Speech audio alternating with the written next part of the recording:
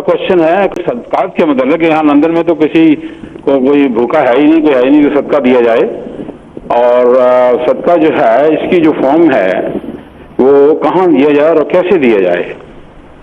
جی ٹھیک ہے احمد صاحب، بہت شکریہ۔ السلام علیکم کل صاحب۔ وعلیکم السلام۔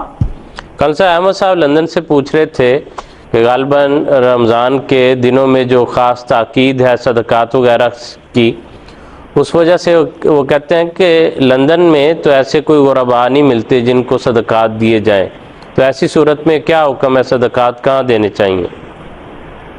بات یہ ہے کہ اگر کسی انسان کے ماحول میں صدقہ کے مستحقین افراد موجود نہیں ہیں تو جماعت احمدیہ کے افراد کے لیے اس میں کوئی مشکل کی بات نہیں۔